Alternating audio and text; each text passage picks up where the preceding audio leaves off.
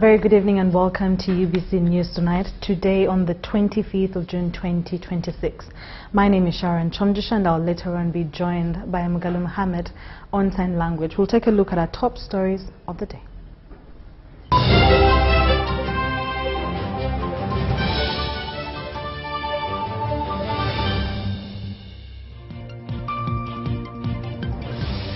Angala District Woman Member of Parliament by-election. Government releases Kafero DNA test results.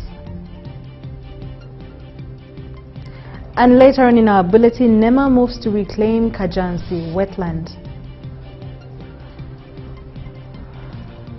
Hunger crisis claims 19 lives in Kotido.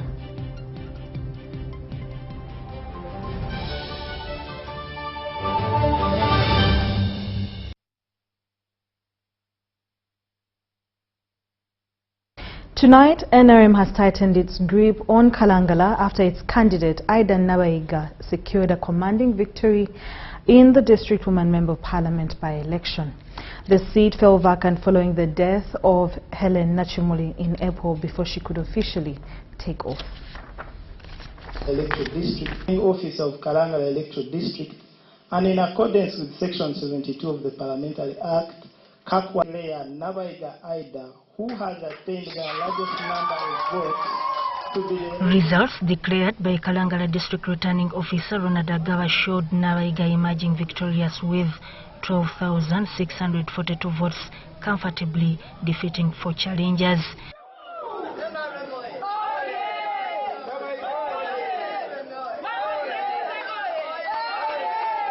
Her closest challenger, Irene Nampala of Nope, secured 7,474 votes. Independent candidate Sharifa Babide polled 244 votes, while Helen Flavia Nagawa obtained 217 votes and Agnes Nasuna received 34 votes. This has been a great victory that the NRM has achieved this evening. We want to thank God that we have been able to have our candidate winning this election. Of course, I cannot say it has been a walkover. I cannot say it has been a very easy one, because there is no campaign or election that is just a walkover.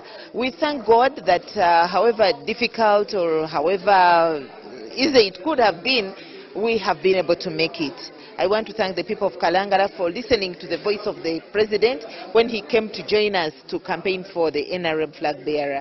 We have worked as a team, and I would like to use this opportunity to thank the people of Kalangala first and foremost. We have used our strategy, our grassroots mobilization strategy, where the people were the ones involved in their own election. The declaration came at around 2:30 a.m. following delays in transporting and tallying results from the district's distant islands. I want to appeal to the people of Kalangala. Much as the opposition has not won, but the members of the opposition are going to remain as people of Kalangala. Let us keep united, and let's keep as people of Kalangala, keep as people of Kalangala. For us who came to give you a hand are going to leave Kalangala, but you're going to remain as the Kalangala people, or the family of Kalangala, Kalangalans. As results pointed to an NRM win, the tally center was dominated by ruling party supporters, while opposition presence faded. Appeal to the victor, whoever is going to be declared the winner of this election, that please, the first call of a leader is to unite even the vanquished. So unite the vanquished, reach out to them, because you are all Kalangalans. For us, we are leaving you in this area, in Kalangala, so make sure you build bridges and bring all of those people who have participated in this exercise on board to make sure that you work together as a team. Nabaiga thanked the people of Kalangala for entrusting her with the mandate to represent them in Parliament and pledged to prioritize issues affecting island communities. It is really a great feeling.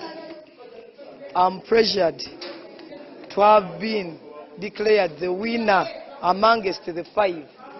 So the NRM government, the NRM party has taken it. So I thank my party for the support. I thank my voters. I thank all my well-wishers for having been supportive to me, and I'm really indebted to them. Nabayiga later exited the district headquarters to scenes of celebration, escorted home by cheering supporters in song and dance. For UBC News, I am Sudat Kanye.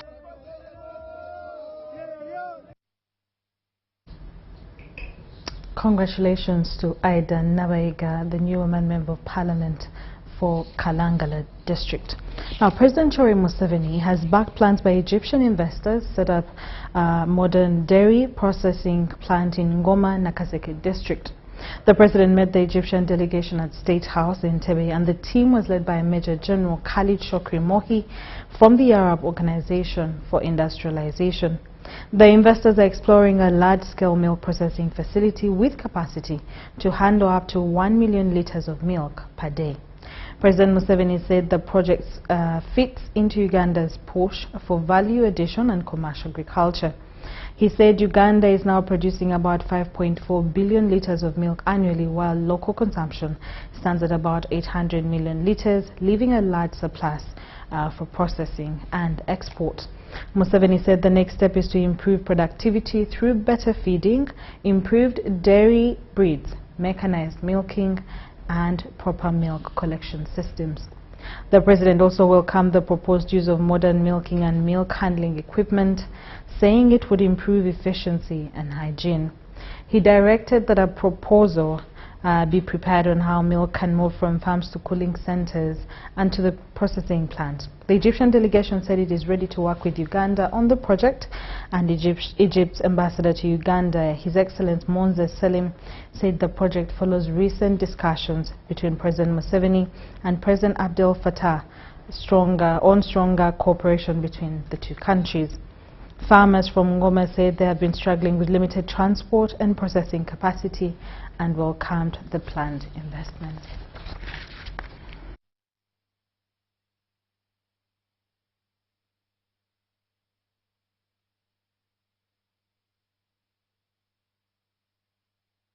Government has honored its pledge of 85 billion Ugandan shillings pledged by the President of Uganda, Yoweri Kaguta Museveni, last year, intending to boost the salon and beauty industry countrywide.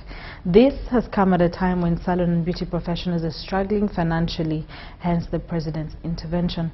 During a sensitization outreach in Busoga sub-region by the Federation of Uganda Salons and Beauty Professionals held in Bugweri and Jinja district, the CEO of the Federation, Kamanyire Celestine, warned the salon and beauty operators who do not possess a work permit and workers past register and obtain the necessary documents before the anticipated crackdown on salons countrywide.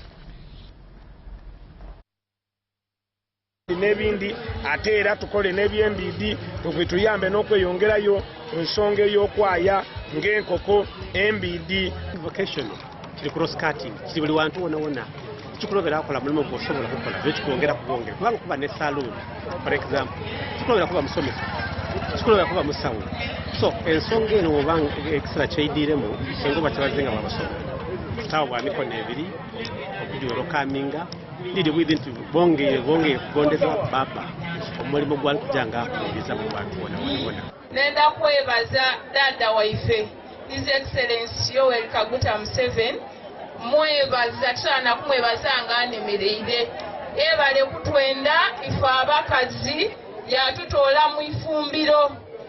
I am calling upon all the saloon members, the saloon fraternity in the Musoga region and across the country. Those who are there that don't have work permits and they don't have workers pass, please look for the federation where we are. We have all the coordination committees in each and every district in Uganda. So Uganda, look for those people, register with them, and you come to the federation. We give you all the information. We train you so that you can have the certificate which allows you to work in the salon. They should form circles, join the federation, have the money. Why? Because we are looking at people who have been going to the money lenders, and they should stop that habit. And even His Excellency, he's giving out messages that people should not go to the money lenders. One of these money lenders, they don't care about the informal sector. And What we are looking at, these people after forming, then those circles which have done well, they are going to be having more money, like additions of 100 million. So that's what we are looking.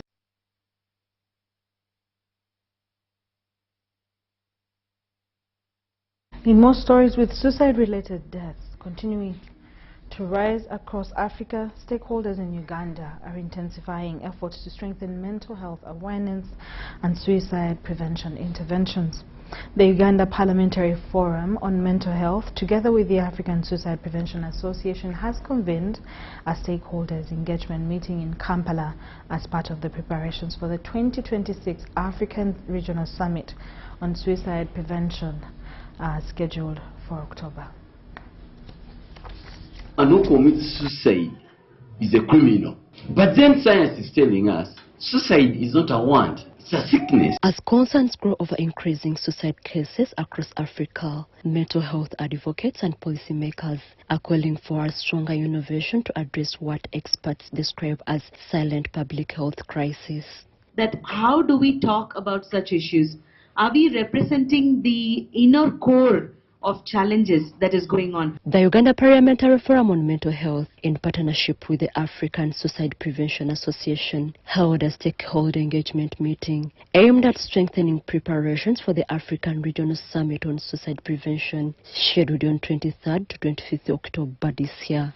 According to health experts, suicide remains one of the leading causes of preventable deaths globally, with low and middle-income countries carrying the largest burden. Stigma, limited access to mental health services, substance abuse, and social pressures continue to drive many people into depression and suicidal behavior. This child performed badly in school and they opted to kill themselves, or the businesses that have been talked about.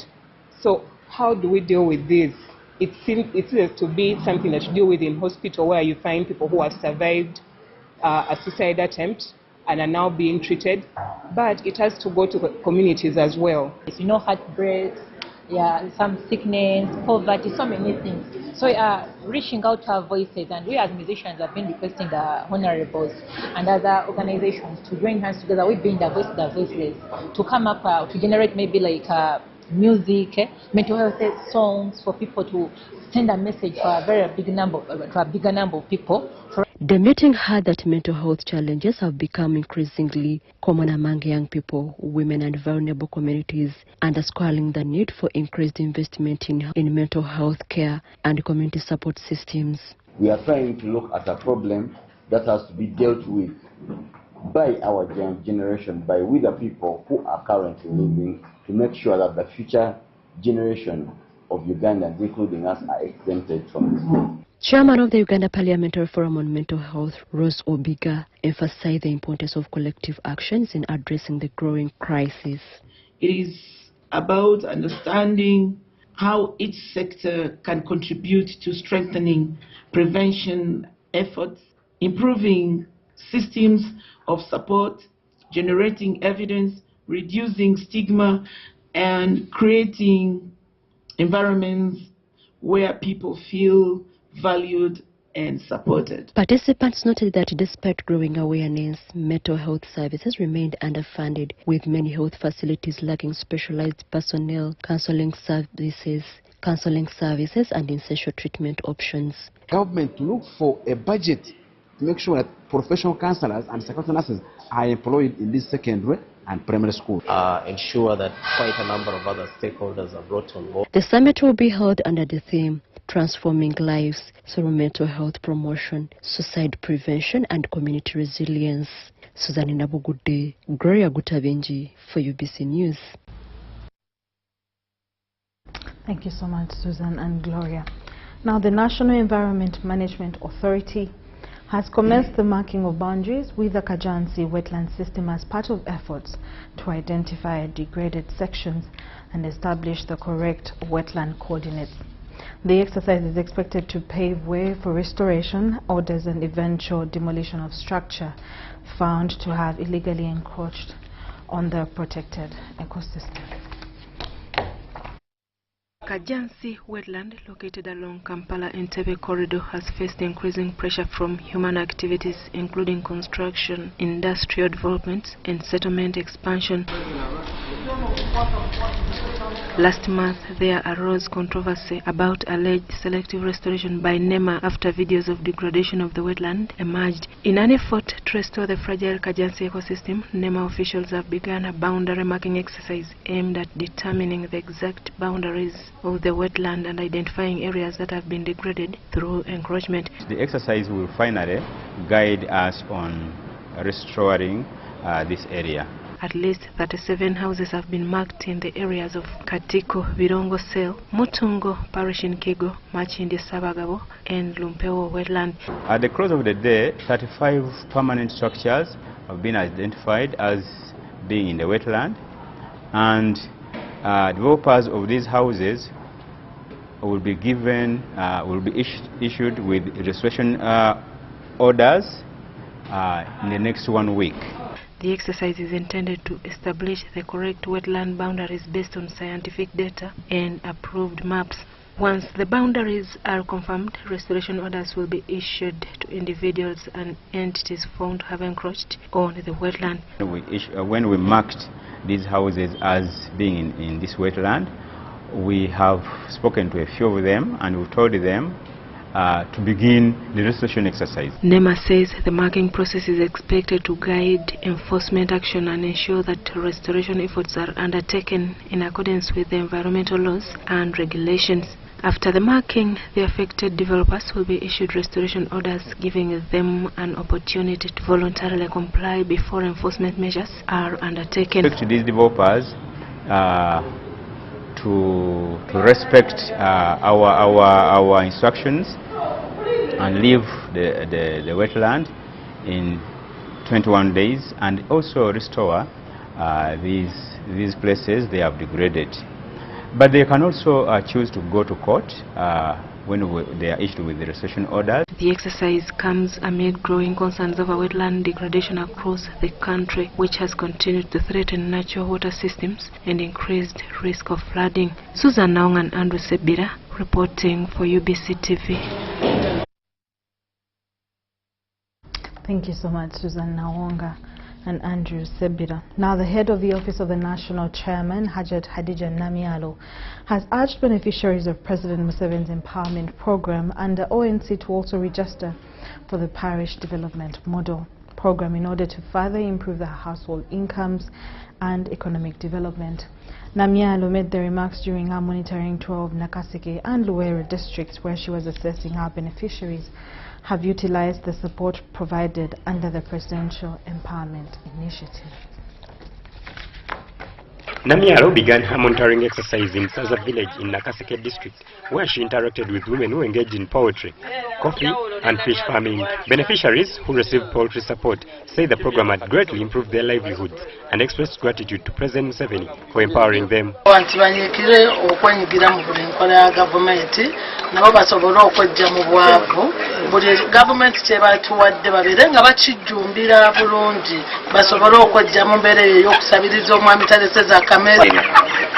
Singa President yalina abantu abeesimbula Hajati Namialo, singa lino eggwanga lirina we lituuse. Kubanga okuva lwe yatuweereza ebintu bino, abantu ababifunako bakulaakulanye mu maka gaabwe. Namialo also visited the home of Michael Senawuja Salongo, a beneficiary who initially received chicken, but later sold them after President Museveni encouraged Ugandans to venture into fish farming. Senawuja said he started fish farming with only 200 fish, but currently owns more than 3,000. He explained that each mature fish earns him about 12,000 Uganda shillings, which has enabled him to sustain his family and support his children. Nkoko ezo nafunamu kubanga yampa enkoko bibiri n'emmere yako ensawo 15. Kati nali ku TV nendaba programu ya President Museveni ng'atukubiriza okutandika okulunda ebyennyanja abalina ebisenyi.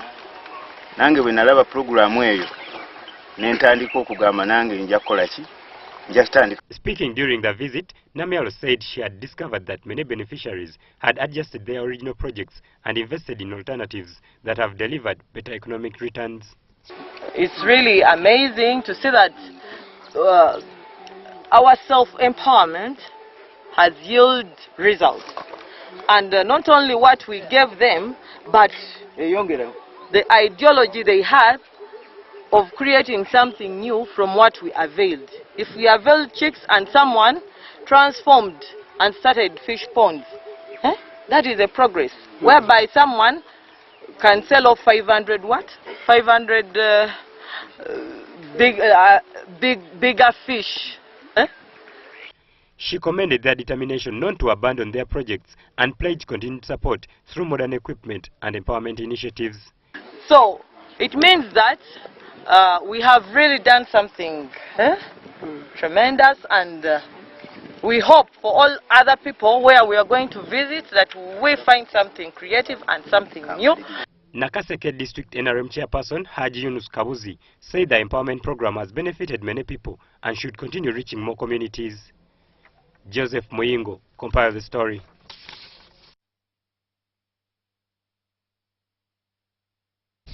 Thank you so much, Joseph Muyingo, and of course everyone is advised to register for parish development model programs.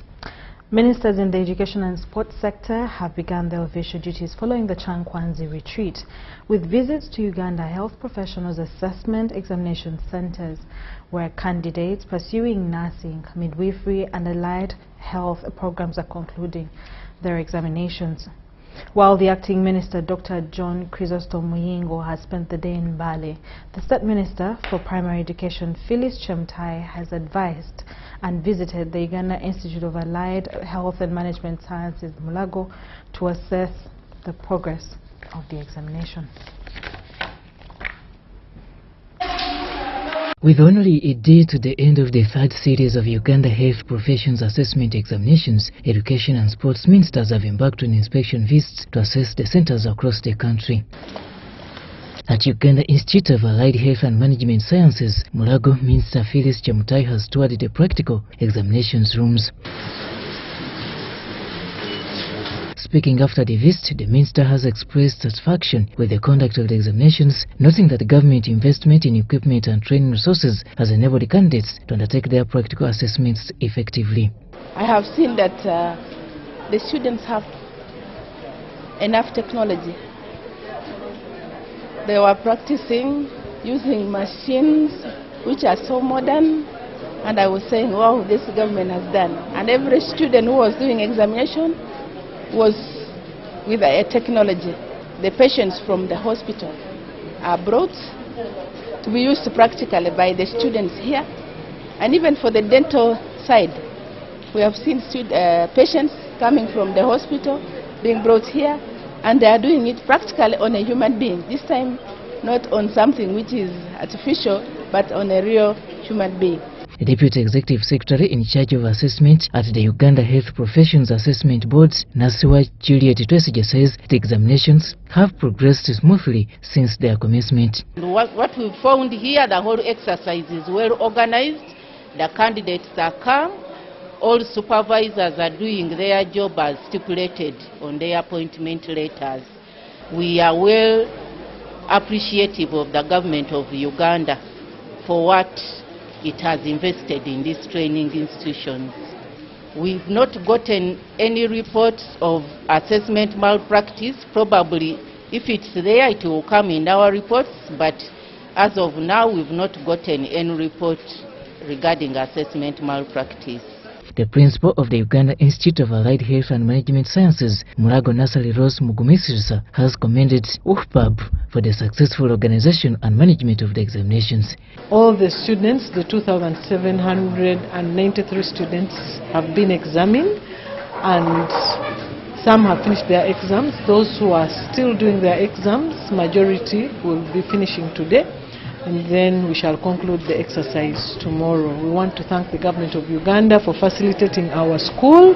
We had all the practical materials that we needed. We had enough invigilators and enough assessors at the center.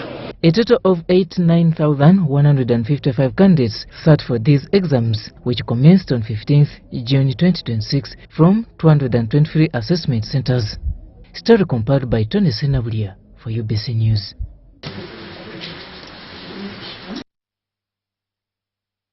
Thank you so much, Tony Senabulia. The Uganda Institution of Professional Engineers has launched the UIPE Voice Platform, a digital communication and engagement tool aimed at strengthening interaction among engineers, policymakers, industry stakeholders, and the public. While officiating at the launch, the chief guest, Honorable Engineer Hilary Onek, challenged engineers to remain committed to their profession and prioritize service to society over financial gain. Engineering remains a noble profession that plays a critical role in national development, and practitioners are urged to uphold professionalism, integrity, and innovation. Now, the Uganda Institution of Professional Engineers has launched the UIPE Voice Platform, expected to provide a forum for knowledge sharing, professional networking, mentorship, policy discussions, and dissemination of engineering information.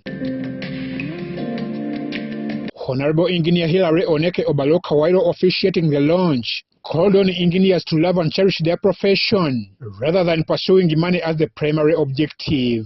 As a fellow professional engineer, I agree completely with the President, Engineer Mosiga. Technical experience alone is no longer enough. In our modern economy, engineers must step forward to communicate clearly, shape public policy, and lead national conversations.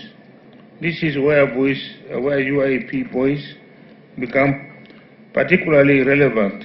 Engineer Oneke said the platform comes at the right time and will see the use of science, innovation, and AI as solutions to enhance infrastructure development.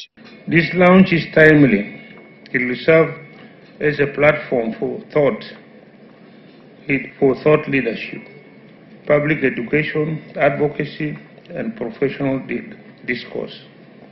It will also help bridge the gap between the technical expertise and public understanding. It will also provide an avenue through which engineers can explain complex issues in simple language.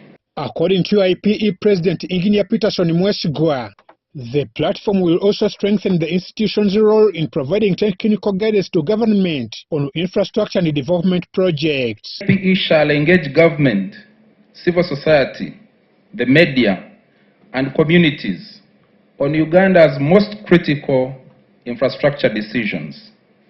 And UIPE shall hold the engineering profession accountable to the highest standards of ethics and practice. Engineer Mwesigwa also called upon the media to partner with the engineers in educating the public about engineering works and infrastructure projects across the country. UIP shall clarify technical issues in language that every Ugandan can understand. UIPE shall advocate for sound, ethical, and evidence-based engineering policy. However, during the discussions, engineers expressed concern over the taxes imposed on cement in the recently approved national budget. To add another, that tax, although the tax was proposed to be about 250 shillings, it will end up becoming much more. Because as we've seen, as experience has shown, whenever there is a tax, the people who are selling the product or good end up even increasing the price higher. So the cost of cement is going to be much more expensive, and this will kill the construction industry in the country. The launch of the UIPE Voice Platform comes at the right time when Uganda is investing heavily in infrastructure development, with the engineers seeking a stronger platform to engage government, the industry players, and the public on matters affecting the profession and the national development. The UIPE Voice Platform will be a monthly public dialogue for collaboration between the engineering profession and the media in promoting public discourse on development issues. We see engineers working amicably together with the community. The community will be knowing what we are doing. I'm Ivan Juko and Stephen Kalisia for UBC. Thank you so much, Ivan Juko. Now, the 2020-2025 Biodiversity Conservation Strategic Plan has been reviewed with an effort to save one of Africa's tallest animal, the giraffe. Uganda is home to two subspecies of giraffe, the Nubian and the Rothschild giraffes, which are mainly found in the Murchison Fall, Chidepo Valley and Lake Mburo National Park. For years, poaching, human-wildlife conflicts and habitat loss have led to continued decline in numbers of wildlife. However, increased surveillance by anti-poaching patrols and other related approaches have enabled scientists track giraffe movements and poachers. Close to a decade, the number of giraffes has steadily increased from about 800 to 2,500 animals, all attributed to the 2020-2025 strategic plan. Uganda has the biggest population of naturally wild giraffes in the world. And so we want to be sure that our status remains so. Want to be at the top. During a 3-day giraffe conservation strategic plan review exercise held at Kampala Resort Hotel, the founder and chief executive officer, Conservation Through Public Health, Dr. Gladys Kalemazikusoka, highlights the importance of community participation in conservation of biodiversity. She said, Windy communities are one of those that have embraced conservation program geared at preserving biodiversity, which has yielded tangible benefits to both man and animals. What we did is we helped them to have fast-growing seedlings during the pandemic, and those are helping a lot. We told them, don't rely on buying food, money from tourists to buy food. Before tourism began, you used to cultivate, and you had food. When tourists came and they gave you a lot of money, you stopped. Now you have to keep doing it, even when the tourists are there. So the money from tourists can be maybe to help with school fees or something else, but not something so basic as food. In his attribute to the 2020-2025 strategic plan, Commissioner Biodiversity, UWA, highlighted some of the new innovations tailored at supporting the conservation of wildlife. Protecting these species, we are using a lot of innovations. One, we have been using drones. Instead of going physically to patrol, we send out drones so that they can be able to detect threats that are outside there. Also, we are using chips. However, 2026-2030 strategic plan, when completed, is expected to work upon the challenge and consolidating the achievement for better operations.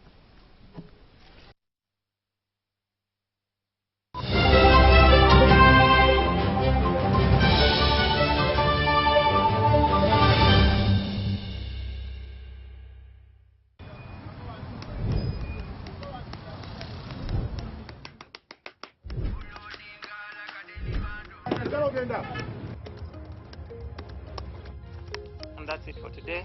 Till the next episode.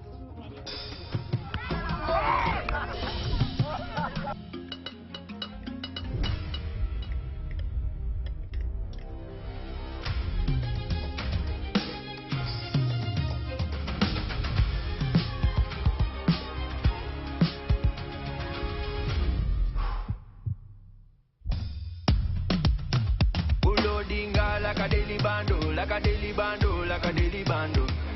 Omuliro nguwulira muli mumutima kukankana like drums. Kalakata, kalakata, enendungu yakusabula. Mikono tu, free of fire, free of fire, free of fire.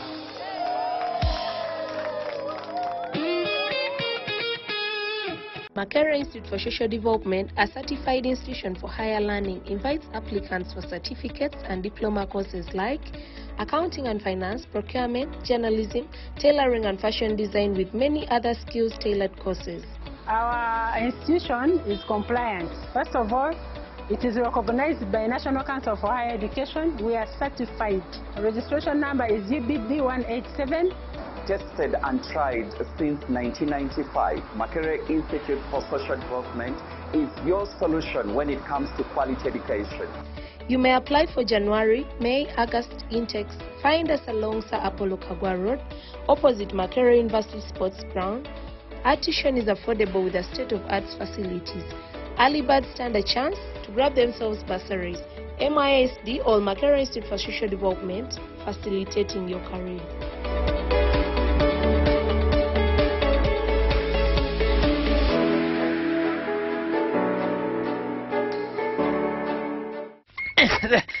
Digging is good, but I have a wrong way to go. Katoto, do you need money? Bank of Uganda has introduced agriculture credit facility. You can own equipment such as tractors, plows, harrows, irrigation system. Imagine. Katoto poor today, rich tomorrow. Here you go. Vroom, vroom, vroom, vroom. Go to your nearest bank or call our toll-free line. This message is brought to you by Bank of Uganda. There is a new way to keep your breath fresh all day. Introducing Movit All Day Toothpaste, meant to give you powerful night gum defense and teeth whitening. The charcoal flavor gives you deep cleansing and power stain removal. And the herbal delivers natural strength for healthy, confident smiles. Choose Movit All Day Toothpaste and enjoy freshness all day.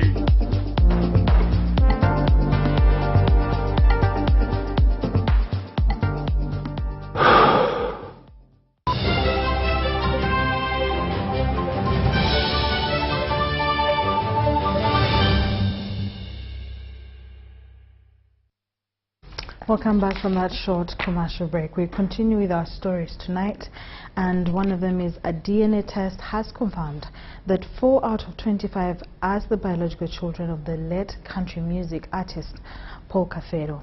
This follows a long-standing paternity dispute within the family of the late Paul Job Kafero, prompting a conclusive DNA test. Both the government analytical laboratory and the police forensic department carried out the tests, which results have been publicly released to the beneficiaries.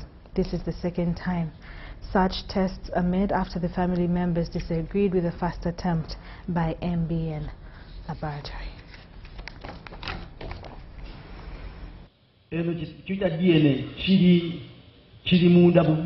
Government, through the then Minister of State for Youth and Children, Balaam Barugahara, initiated efforts to solve the long-standing paternity dispute within the family of the late Paul Job Kafero, calling for a conclusive DNA test. The DNA test process was after the exhumation of the late Paul Kafero's body earlier this month, which was deemed as the only solution to acquire credible samples from the deceased's remains. Of the late Kafero Paul be exhumed, and the applicant acquires a sample for the DNA test in order to establish the paternity relationship of the children with the deceased. Secondly, the exhumation process of the same be done in the presence of the family members and local council under supervision of the police. On Thursday afternoon, the results were released by both the Government Analytical Laboratory and the Police Forensic Department. The confirmed children include Kafero Ben, Kafero Simon Peter, Kafero Thomas, and Nagawa Elizabeth. There is strong evidence for the proposition that Paul John Kafero is the direct father of the following person. 1.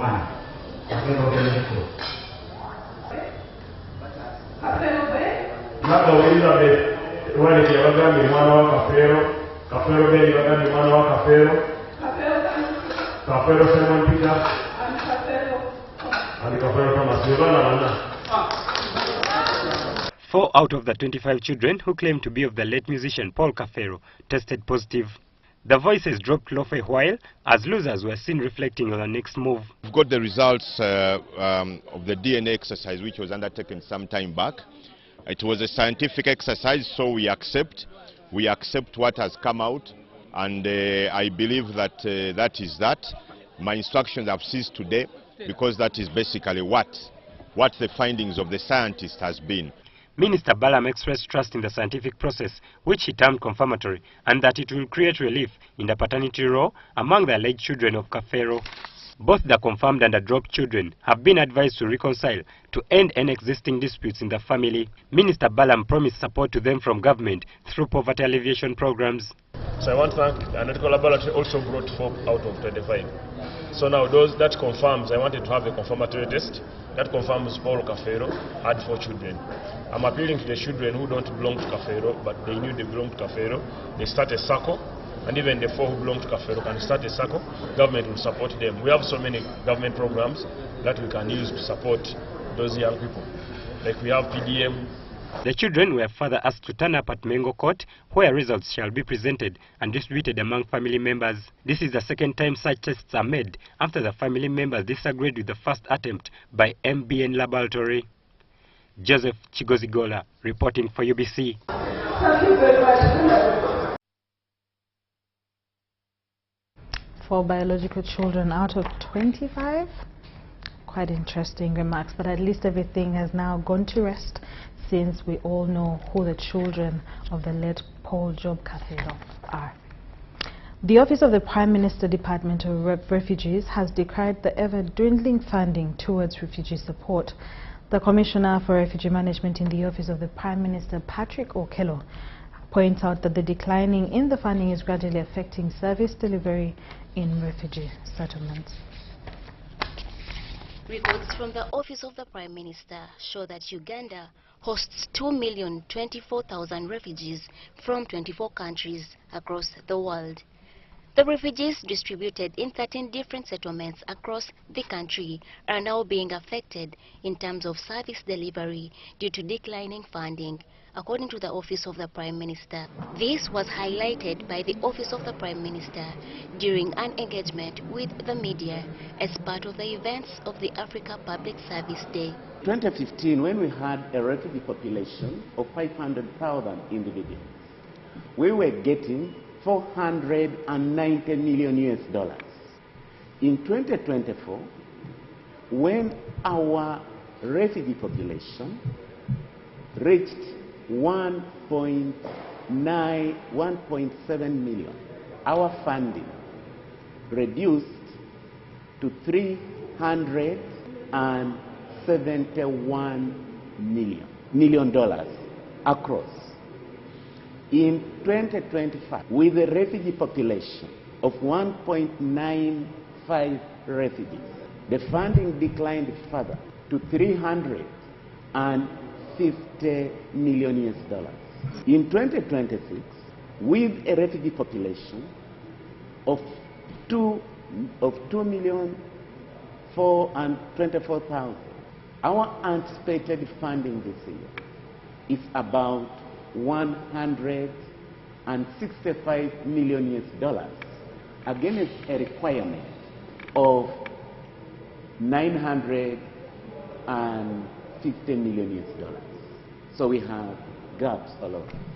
The Office of the Prime Minister also pointed out key areas of focus in the 2025-2030 strategic plan. In the area of affirmative action, 6 sub-regions will benefit from strategic interventions. Action for the marginalized groups. The plan is Uganda's coordination blueprint aligned with NDP4. Refugee management function, we expect to strengthen coordination and leadership in the refugee response. Under disaster management, we want to build resilience through across all government plans. So, as the leader of government business with the slogan, moving from strategy to service, the Office of the Prime Minister plans to have a strong coordination system to ensure better accountability and service delivery to the citizens. The initiative that we are having this year and going forward include revitalizing and re-energizing the mechanism for coordination, and of course that would make sure that all the players, all the interested parties, all the stakeholders are handling one thing at a time well. So if there is a program that we are doing, we don't duplicate resources, we use the resources well, and then we can save some resources for other activities. So it means continuously assess the implementation of projects and programs. The Office of the Prime Minister is striving to ensure that citizens get better services because it improves on quality of life, but also creates trusts in institutions.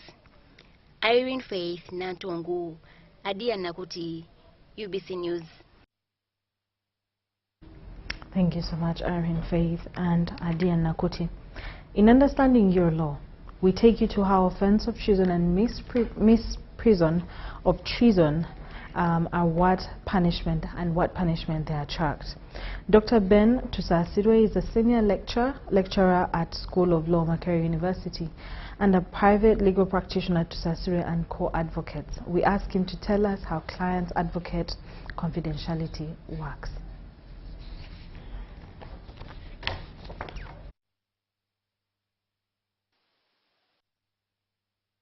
Dr. Ben Tusasirwe teaches at the School of Law, Makerere University, and is a practicing advocate at Tusasirwe and Company Advocates. In this segment of Knowing Your Law, we ask him to tell us how the offences against the state, which include treason and misprision of treason, differ, and how one can be culpable.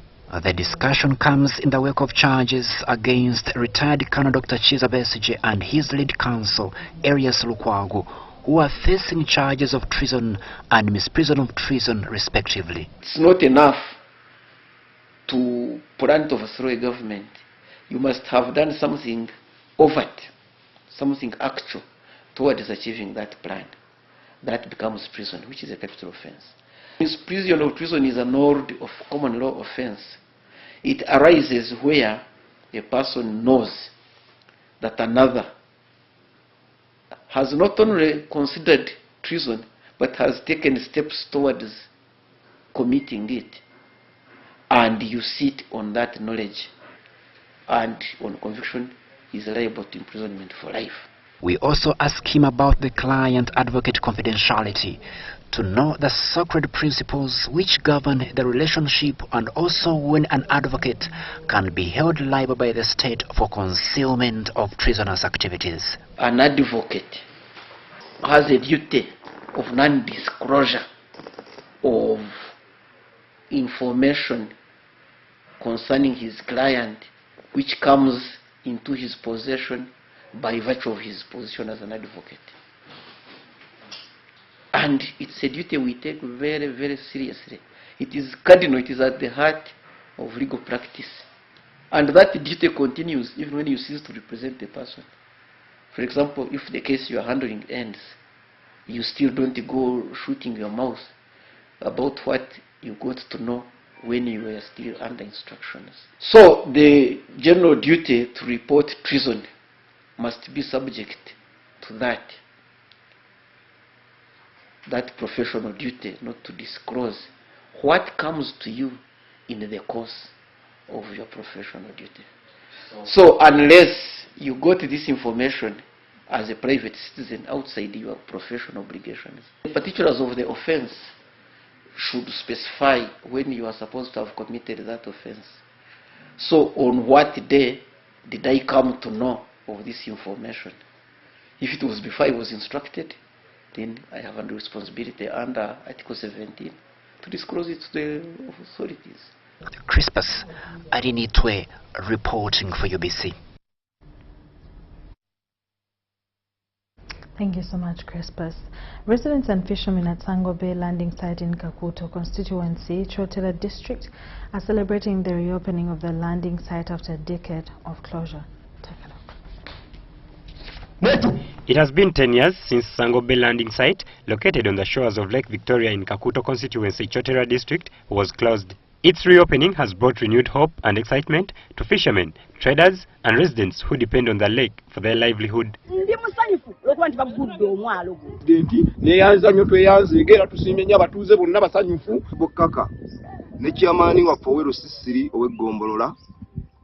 okubanga basobodde okutulwanirira okulabanga omwalo gwaffe ne guddamu ne gukkirizibwa okuggulwa. The government, we thank the UPDF responsible for the fisheries to reconsider the people of Sango Bay.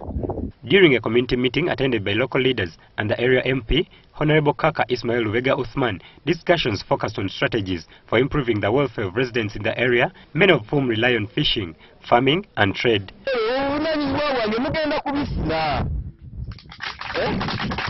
Residents highlighted several challenges affecting the community, including a lack of clean and safe water, poor road infrastructure, and inadequate sanitation facilities. Interacted with the residents, they don't have toilets, they don't have good water. They are using the same water where animals also use the same. Kabuyonjo yaffe eyatuzimbirwa gavumenti yajjula. Katuwe okulakulana ng'abakyala. Ebintu birina katale. Abaami baffe bayisibwa bubi nnyo ku mazzi eyo nga babakubita. Community members also appealed to their leaders to ensure that they benefit from government poverty alleviation programs such as the Parish Development Model PDM and other development initiatives. Era ndi musanyufu nti tugenda kukuuma omwalo ogwo.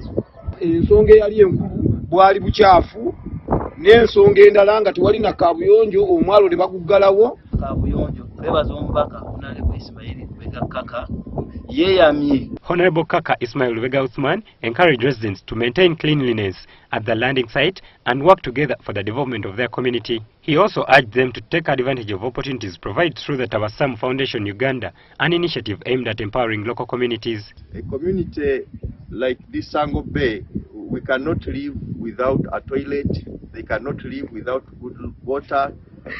We have children have no any school. The legislator pledged to follow up on key concerns raised by residents, including access to clean water, electricity and road improvements through engagement with district authorities.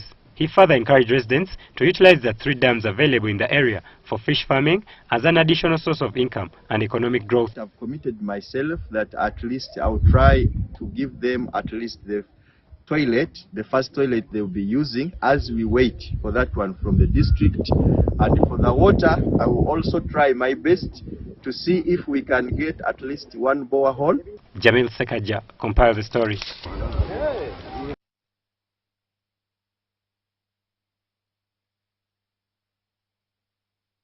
Concerns are growing in Kotido district after more than 19 people reportedly died from hunger-related complications in Nampompom sub-county. Leaders attribute the deaths to a prolonged dry spell that devastated crops around the area, leaving many households without food. The drought has caused a lot of untold suffering to the population. So the crops that were planted around month of March and April accounted for around 60%. All have been decimated by the drought. So if you go down there to the gardens right now, you'll find that some gardens are still red. After being plowed, they have remained red, nothing germinated. The those who germinated and reached around the height of 15 centimeters, they have all dried. Over 19 people have died on hunger-related incidences.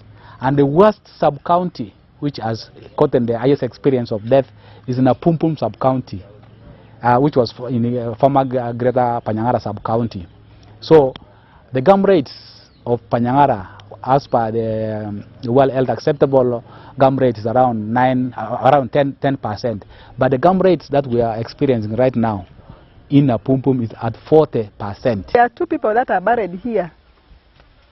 We have Adome and Logwanyang, who is buried right here. And these people also died because of hunger. The most affected people are the young children, the lactating mothers, and elders. So those are the people, those are the reports we have been got who have been dying early within the community. And then the coping strategies, I've seen the community, they ferry firewood to go and sell in town, the next trading centers. Government has to give water for the people of Karamoja so that when we face acute water shortage, the irrigation should support the farmers to produce food.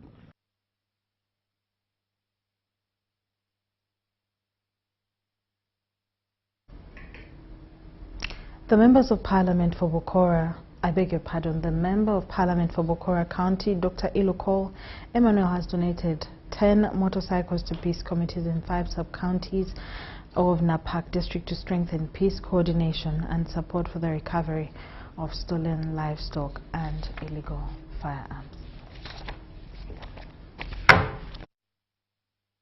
We are here today to say thank you to God, thank you to the people of Bokora, and then thirdly is to first deliver the first promise or pledge of the campaign I ran last time. I remember I promised them motorcycles, 2 per sub-county. I have 5 sub-counties in my constituency, which I have bought 10 motorcycles. These motorcycles are purposely to be given to the people of peace committees. These peace committees, group committees, what they do is to follow the cows. So my message to the peace committees is to do their work diligently. Rather than waste the motorcycles, they have to respond when they are called to respond on matters of security, so that we keep our people safe, so that our people stop worrying about insecurity, so that they focus their attention on socio-economic transformation. Today's function was a signal to the rest of us, members of parliament, that we should be united. We came here for solidarity. We came here to show our people that now we have one voice in parliament.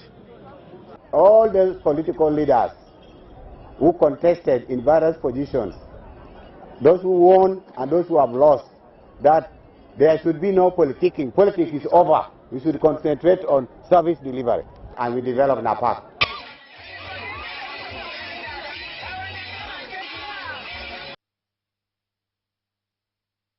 Poor sanitation at Usafi Market is an issue of health concern among hundreds of customers who rely on the market's restaurants for daily meals. The concerns emerged during a monitoring and evaluation program of government programs and infrastructure led by Assistant Resident City Commissioner for Kampala, Hajat Zulaika Movidu, alongside fellow RCC officials. Market entrance officials headed by Assistant RCC for Kampala, Hajat Zulaika Movidu, noted the absence of temperature screening equipment, sanitizers and functional hand washing facilities, indicating lax observance of Ebola prevention guidelines. The restaurant section presented a worrying picture, with litter scattered around food serving areas and stagnant wastewater flowing through open channels. Some food vendors admitted that maintaining hygiene standards has become increasingly challenging among traders. The government markets, they are not supposed to pay. If you are not paying for the garbage, why don't you clean your place? That goes to KCCA. KCCA should follow up. You understand? This is a very big blow to the KCCA. We have not found any jerrycans, any water that they are washing. They are not putting on masks. There is no sanitizer. So the information of Ebola is not good at all in the market. Despite the sanitation concerns, traders acknowledged that the market has reliable electricity and affordable water. However, some vendors alleged that access to government wealth creation programs has been selective, with claims that beneficiaries were first required to pay or save first before accessing funds. So if someone in such status has not benefited in government programs, that is a very big challenge on our side, because that falls in our docket as President's office, the RCC's office. The toilets are clean, totally clean, and they don't pay for the toilets. The issue of the water, we came with an information that one jerrycan, they pay for a jerrycan 500 shillings, but we are happy that they are paying for only 100. The RCC officials described the overflowing septic tank in one side of the market as a serious health hazard and urged KCC to intervene immediately. Ne mu nsonga gyetwandika kuttemu obulungi naye nga kino ekibalwaza obulwadde kikola ki wekiri. So I'm directing physical gundi health plan abakakiiko akatwala ebyobuyonjo mu KCC okubeera nga immediately bajja wano sanite hajule mawuya bino byebintu ebisonga ezimu zatusindise okubeera ntukola kitukkaanya. The officials also found several vacant stalls being used as sleeping spaces by vendors. The traders attributed low occupancy and declining business to the relocation of taxi stages which were originally in Usafi Taxi Park, saying the move reduced customer traffic and called for a review of the decision. Crispus Arinitwe reporting for UBC.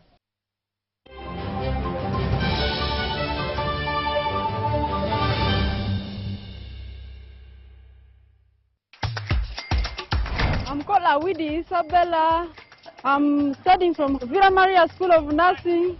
I've won a school fees with the MTN Momo. This school fees you win for a full year, which I'm very happy for it. I thank MTN Momo for helping me in paying my school fees. We've paid all the fees for the year. Thank you very much, because on Wednesday, the principal told me, look for my man and bring my man. I told her, me, I don't have man, and you have to wait until I get the money. But when I left our office, at 3, they called me that you've won the money from Momo. I said, how does it happen? As long as you pay school fees using Momo, you stand a chance to win school fees for a year. Dial *165 *80# to win school fees for a year and more. Welcome to Ingiko, the global brand delivering quality, innovation, and performance for professionals and homeowners. Discover our latest range of products that we deal in, like power tools, hand tools, PPE, generators, and general hardware items. Visit us at our different branches on 6th Street, Industrial Area, Kampala Road next to Mapera House, Entebbe Road, opposite Housing Finance Bank. Visit our website at www.ingikotoolsuganda.com or call us on 0709-861-948 or 0779-491-855. Ingiko, make the world in your hands. They share an office. Some work in the day, some at night. What they have in common: focus, dedication. That's what makes them champions. They also share something else: the reward of being one. The official beer of the FIFA World Cup 2026. Not for persons under the age of 18. Drink responsibly.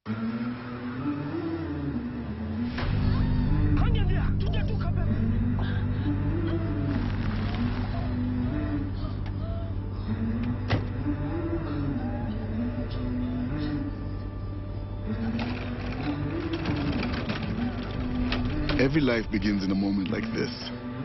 Certain, planned, full of promise. For us, it's a bold ambition to make lives better. Because somewhere, someone is stepping into a world of work for the first time with the confidence that their retirement is taken care of. We make dreams possible. From owning homes to scaling businesses. And when health takes an unexpected turn, help is there when it's needed most. And because legacies matter, what people build does not end with them. It's passed on. We value moments with go-getters, bold dreamers and believers. Different paths, different rhythms, with one shared belief that financial freedom is within reach. For 40 years, we've made lives better and fueled Uganda's economy. Through careful investment, we have supported businesses, created jobs, and backed our nation.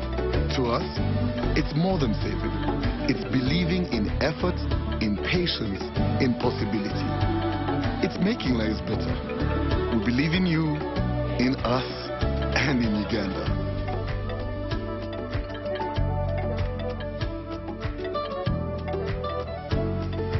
NSSF, 40 years of making lives better. Are you looking for a home away from home? Then this is the place for you. My name is Chini Kaji, and welcome to Hotel Le Confidential. With 84 comfortable rooms where you can relax and feel safe. Each room has a lovely view of green vegetation, Wi-Fi, air conditioning, and a tasty breakfast. Children can have fun at our kids' water park and our kids' play area. You can also enjoy our world-class health club, spa, sauna, gym, boutique, and sky blue swimming pool. Thank you for choosing Hotel Le Confidential, where every stay is unforgettable. Come and stay in comfort, right at home, today, tomorrow, and always.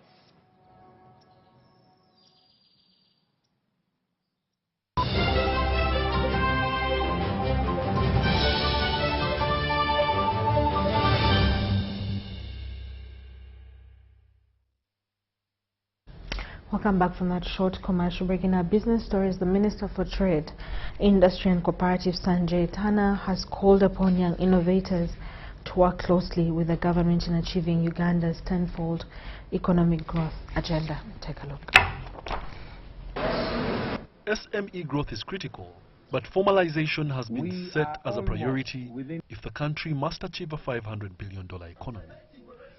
This was reiterated at the Catalyst Summit 2026, hosted by the Ministry of Trade, Industries and Cooperatives, Motive and other partners. Various stakeholders recognized the critical role young people play in driving social and economic transformation. Young innovators, on the other hand, shared their experiences and challenges, urging the government and development partners to create a more favorable environment that promotes innovation, creativity and entrepreneurship. In a country like this that it has no shortage of talent, we have a lot of talent in this country. Film, music, dance, drama, painting, or what. Tuna talent nyingi. But clearly it's not enough. It doesn't guarantee turning that creative idea into a sustainable business. So coming to a platform like this might be a gateway to understanding how do we find the right networks, the right mentors, the right collaborations. Sanjay Tana reaffirmed the government's commitment to supporting young innovators through policies and programs aimed at unlocking potential and helping them realize their dreams. He emphasized that promoting economic growth and national development is a shared responsibility that requires active participation of every Ugandan. Today, we are sitting at close to about 5,000 megawatts, I think, 1,500 megawatts. And we are almost within 2 years, if we continue at this rate, we will again have a power shortage. So we are encouraging people to invest in the power sector so that they keep ahead of our development curve. Wadulo Arnold Mark for UBC.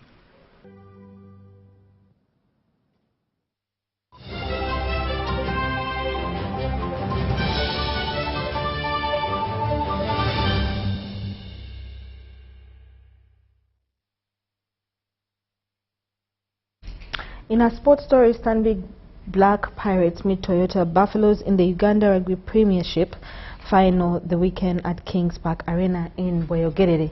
Black Pirates enter the match as defending championships, having won the title last season and reaching the final for a third consecutive year. Now the campaign this season has been built on consistency, strong defensive structure, an experienced core that has delivered in high-pressure knockout matches.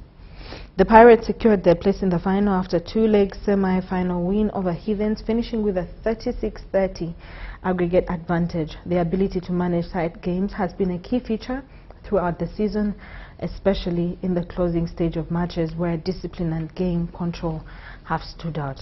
Toyota Buffaloes reached the final after eliminating Makerere Impis in the semi-finals, winning both legs with a dominant forward performance. Now the team has shown significant improvement in set pieces and breakdown efficiency, which has carried them through the playoff stages.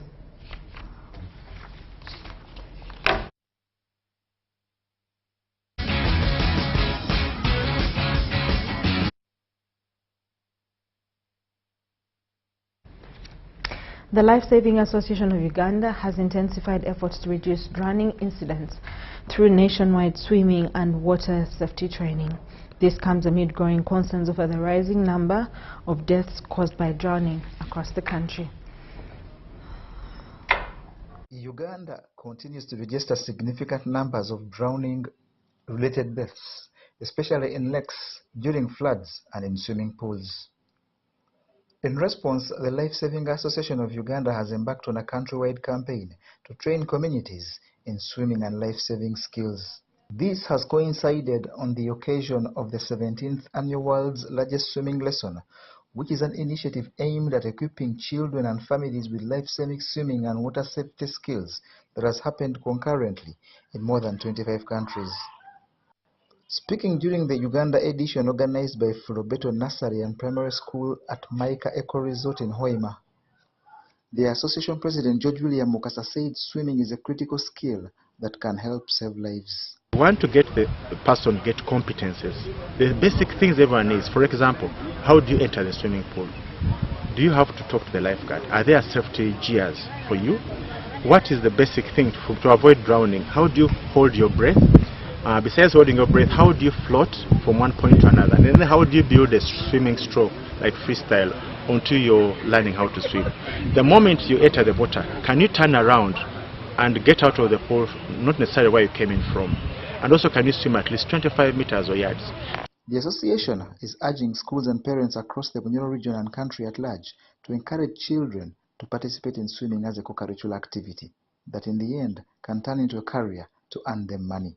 Good to put them up so that they are an image in Midwestern region, the Hoima or Albertine region, and then we can go to other regions in Uganda and show that swimming is possible, but we have to do it logistically with the available materials and also enabling everyone and be inclusive. Flobeto Nursery and Primary School administrators say the institution is committed to nurturing swimming talent while equipping learners with life-saving skills to respond effectively during water-related emergencies. Reach out to our parents for accepting their children to take part in swimming, not only as a sports activity, but equipping them with basic skills to safeguard themselves from drowning, which claims the life of so many children worldwide, and Uganda is ranking so poorly as regard to safeguarding children against drowning.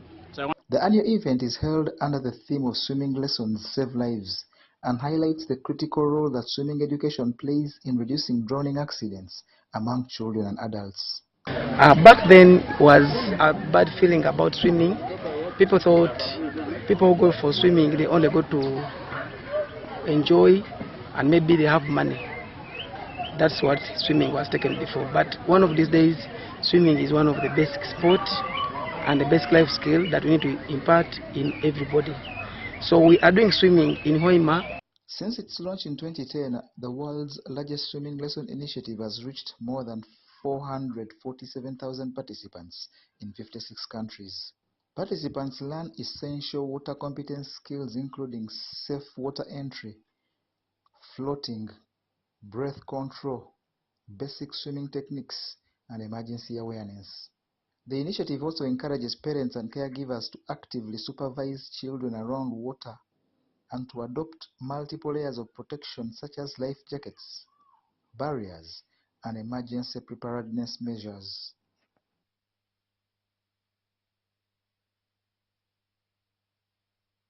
For you. Thank you so much for watching. My name is Sharon Kyomugisha with Mugalu Mohammed on Sign Language.